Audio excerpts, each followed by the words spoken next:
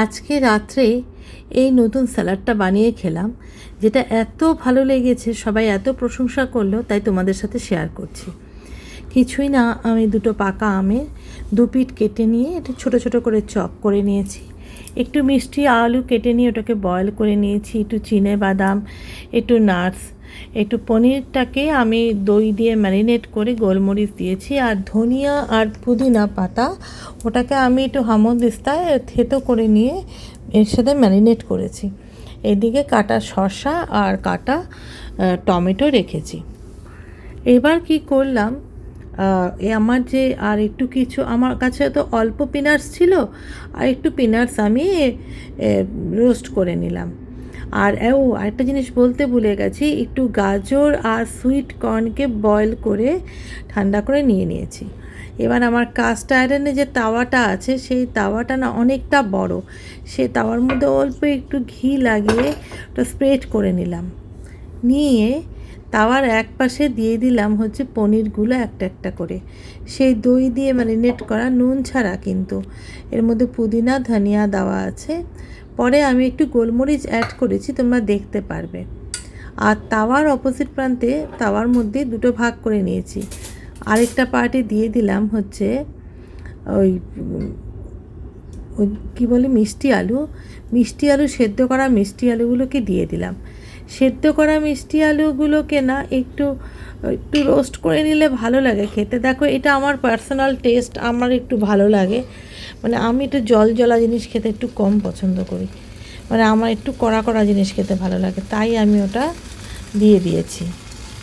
এবার অপেক্ষা করছি দুপাশ গোল্ডেন ব্রাউন হওয়া পর্যন্ত। এইগুলোকে আমি একটু সেকে নিচ্ছি বলতে পারো।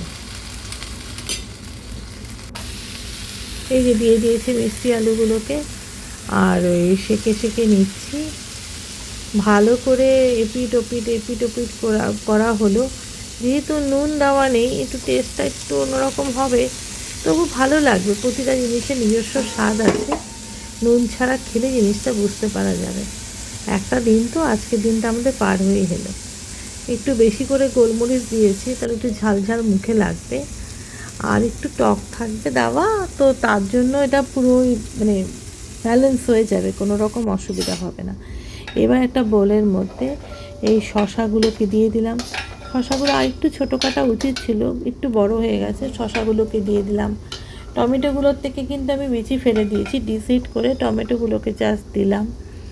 দিয়ে আস্তে আস্তে ওই গাজর আর মটর, যেটা সুইট কর্নকে একটু বয়েল করে রেখেছিলাম, ওটা দিয়ে দিলাম।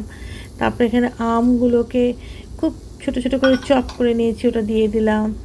এবার দিয়ে দিলাম এই যে তাওয়ার মধ্যে রাখা যে জিনিসগুলো আছে সেগুলো। তাওয়াটা এত ভারী না, আমার হাতটা ব্যথা হয়ে যায় তাওয়াটা তুলতে। বিশেষ করে যেদিনকে ধোসা বানাতে যাই, সেদিন তো আমার দু হাতে ব্যথা মানে হতে থাকে প্রচুর। মেয়েকে বলি হাত টিপে দে, ও খুব ভালোবাসে ওর জন্যই। আর এটা হচ্ছে ধনিয়া পুদিনাটাকে না মিক্সিতে দেওয়া না, ওই থেতো করে নেওয়া। হ্যাঁ, তারপরে যে মিক্স সিড ছিল, এটার মধ্যে পামকিন সিড, ফ্ল্যাক্স সিড, এগুলো রোস্ট করে দিয়েছি, পিনাটস দিয়েছি। এবার আমি একটু লেবুর রস দিয়ে দেবো স্বাদের জন্যই। আর করে তারপরে এটাকে ভালো করে এটাকে মাখবো, কারণ আমটাও তো পাকা আছে, পাকা আমের একটা নিজস্ব খুব সুন্দর একটা স্বাদ আছে। আর এটা খেতে কিন্তু খুব ভালো লাগে, জানো, যারা ওয়েট লস করতে চাও তারা কিন্তু মানে নিঃসন্দেহে খেতে পারো। তোমরা এটা খেয়ে কেমন লাগলো আমাকে জানিও তো। আমার মা বলেছে দারুণ হয়েছে, তাই এই রেসিপিটা আমি শেয়ার